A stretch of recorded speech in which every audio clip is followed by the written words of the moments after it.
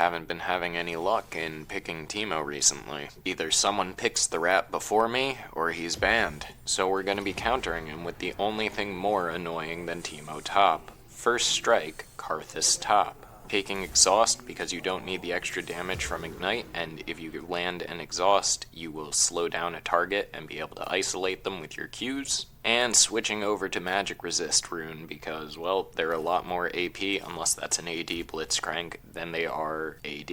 I'm going to start a Tear of the Goddess and no potions because I'm planning on getting a refillable and a dark seal on my first back. Enemy has a blitzcrank, not sure why we aren't anticipating this invade. Your Q should give you slightly more range than Teemo, meaning that you can kite him out and pretty consistently get your first strike procs as long as he's not invisible and on top of you. Tier stacking with a refillable potion is difficult for Teemo to bully out of lane. The Dark Seal makes you a threat that draws the jungler's attention, and regardless of what happens in the very early laning phase, you still have pretty good wave clear. Mejai electing to start his blue, meaning we're gonna get weak-sided and also are potentially losing farm to leash him. Thankfully, I didn't lose any experience. Early game, you want to do first strike poke damage for the extra damage. Mid game, you want to do it for the gold. You don't really want to give up CS for the sake of first strike procs early though. Teemo ends up presenting me an opportunity to freeze here, but it's still so early in the game that I don't want him roaming in desperation. The last thing you need is your laner waddling into a different lane that wasn't paying attention and tilting one of your teammates. Karthus wall, despite the fact that it doesn't do damage, does trigger first strike. It also slows targets that walk through it, so you could use it as a zoning tool that gets you free gold and better opportunity to hit him with your Qs. Fun fact, you can and should weave in auto attacks with your Qs.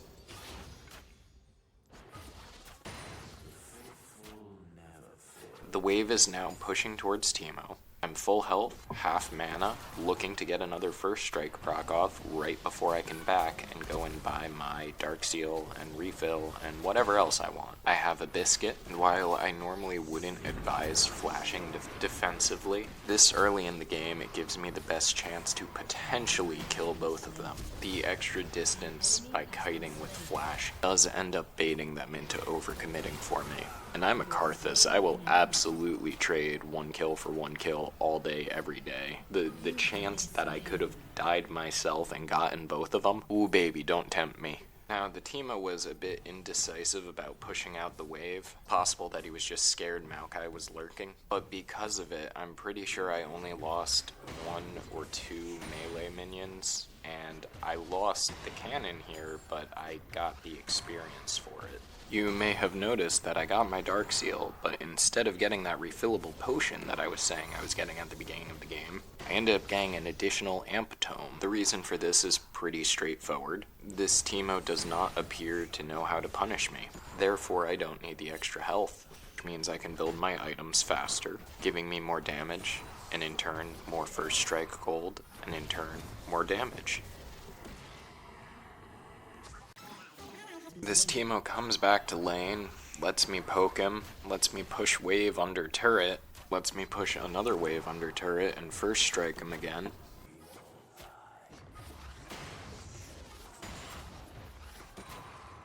And then, for some reason, right as I, who have effectively been in lane this whole time getting experience, hits 6, is when he chooses to do this.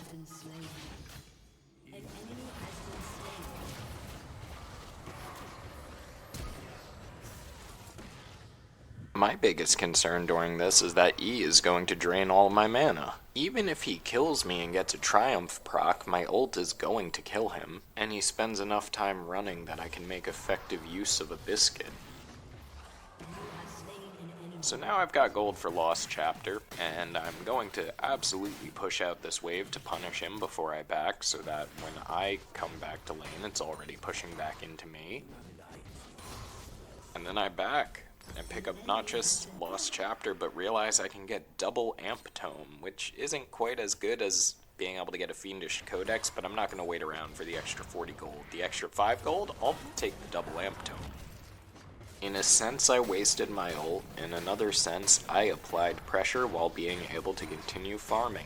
So I get the wave back into a neutral state and go to zone through the jungle to try and ensure that we secure at least some of these kills over here. Victor ends up killing the Teemo. I lose a little bit of farm, but I'm able to crash the entire wave into turret while Teemo's dead, so I lose nothing. I get to make it very difficult for this Teemo to continue farming and keep the wave in a state where I am applying constant pressure topside. And by constant pressure, we mean that 2 Qs are going to knock a third of Teemo's health bar off. Yeah, if your laner lets you shove them under turret, by all means do so. Most people aren't good at farming under turret. Like, watch all the CS Teemo is going to miss in trying to harass me back. Because I have lane priority, I can roam over to Rift Herald and at least get vision on it. And because I already have vision, I know exactly what these goons are up to. So, Blitz roamed mid, which means that Jinx is alone and should be being punished. Mejai is on chickens, no one's working on dragon. Mejai decides to back instead of coming to Herald or assisting mid. I'm left in this awkward 1v2 where I'm worried that Malzahar might show up at any point, and I really don't want to snowball to Malzahar because he might actually be able to carry. They did a really good job of zoning me, but because I never took this blast cone, I still have it to jump on top of Teemo and finish him off.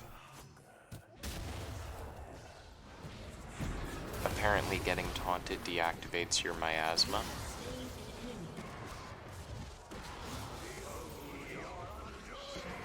You know, I thought my ult would have killed the Teemo on its own there, if he tanked like one more Rift Herald punch. Overall, I'd say this could have gone worse. Shutdown gold on Rammus is what it is. We have 2 mage carries and a Mejai. I feel like I was better off trying to defend the Herald and doing something cheeky rather than just farming lane and letting him take it for free. All that said, being able to free farm and take 3 turret plates while my ult is on cooldown feels real good. Should have Liandry's on my next back, which will make wave clear even easier and also will make my ultimates much more potent. And at this point, Teemo has left me alone for so long that there's nothing he could do if he wanted to. I'm at full health and looking to back. I can tank minions if I want. I have ult. I can back whenever I want and still apply pressure globally. The Liandry's burn should be nice onto both Rammus and Blitzcrank. I'm using my ult here just to pick up the assist after Dragon. Teemo's shrooms are doing barely any damage at this point. I don't check his items, but he can't have much. I can't be the only one confused by what he's doing here, can I? The neat thing about Karthus is that he's an amazing team fighter, so you don't need to be in lane constantly, but your wave clear is pretty good too, so you can be, you just don't auto attack fast enough to take turrets quickly. When there's nothing going on the map, I am perfectly content to sit in lane, gaining solo XP and gold, and when your ult's up, you're reverse Soraka.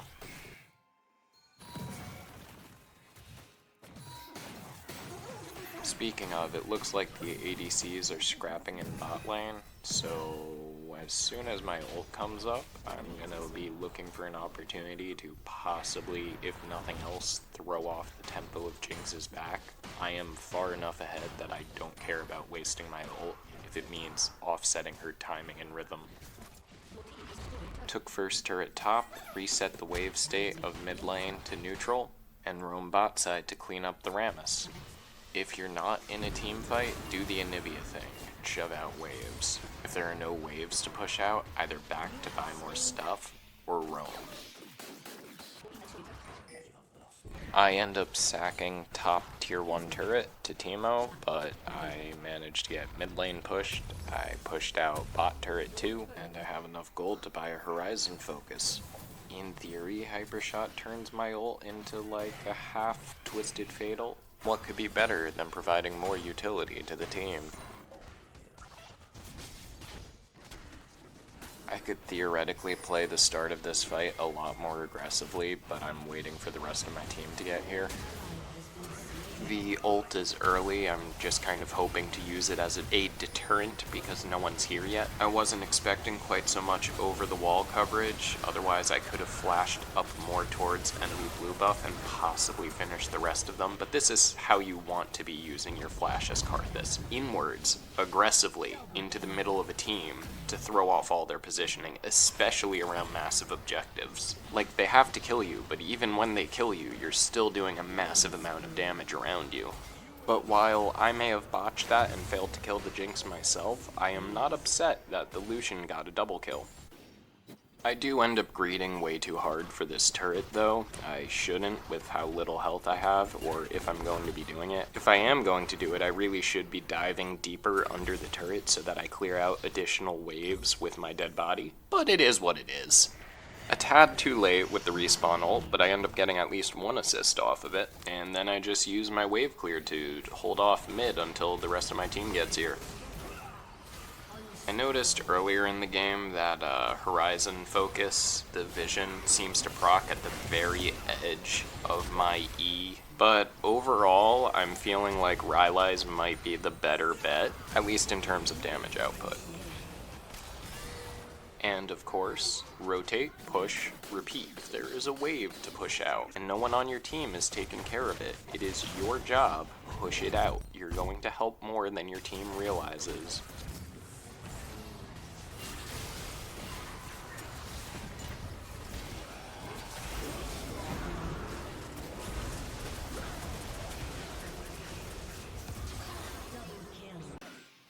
You'd think after a massacre like that, we'd be able to just end, but you'd be wrong. At least using Baron, we crack a few more towers, though. My positioning was not ideal for getting back into the team fight, and also my whole team ebbed away.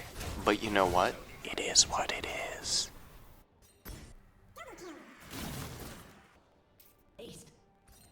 I respawn, I don't have ult yet, I do not want to try and contest the Jinx, who is currently hyper buffed this patch, by myself. So I push out mid and I play some defense for the Lucian.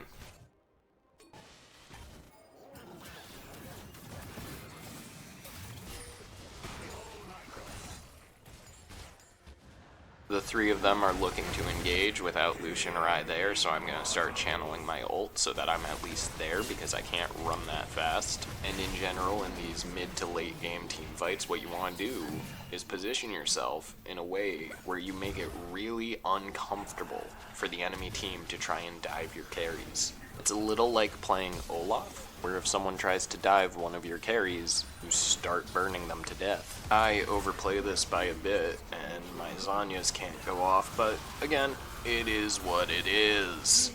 And truly, it's fine, because where I died made it incredibly uncomfortable for them to try and come for the rest of my team. My team was able to get a kill and disengage. And you might say to yourself, but your Mejai stacks. We don't care. We don't care about the Mejai stacks. Mejai's is a cheap legendary item that lets you get bonuses for your mythic item on the cheap.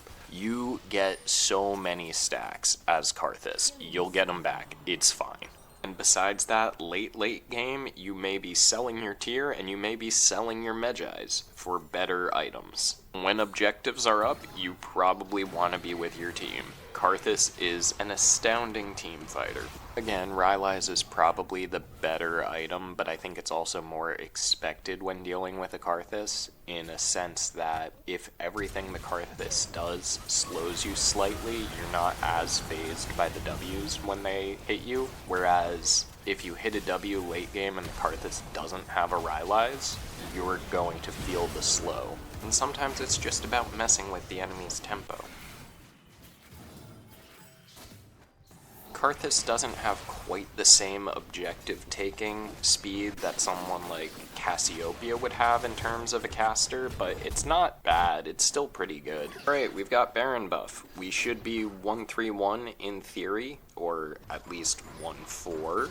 So I'm going top to push out the wave and, you know, crash a second inhibitor turret, force the enemy team to make tough decisions. We've got Dragon coming up. I have ult, and I am periodically checking to see if it's a ripe time to be using it for the ongoing team fight. By ignoring the team's call to group and using my ult from afar, I was able to take top turret, inhibitor, Malzahar, and Lucian got a dragon. And from there, we could just close it out. If you've made it this far, feel free to leave me a comment about how you choose to deal with the 300 Mastery Teemo top mains. And as a bonus, we're going to throw in the 2 games where I was trying to play Teemo support. Despite being bloodthirsty, we won neither of those.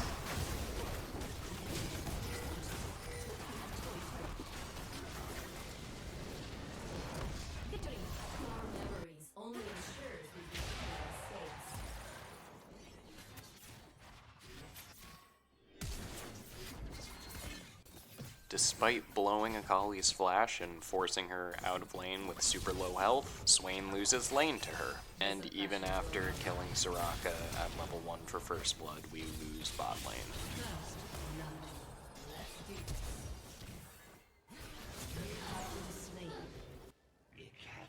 And then there's this lovely Malzahar support game where my Jhin just goes AFK after infeeding. Guys, why do we play League again? If you made it to the end and you're having a good time and you're not already subscribed, drop me one of those. I will be doing things from time to time, but only if y'all encourage me to.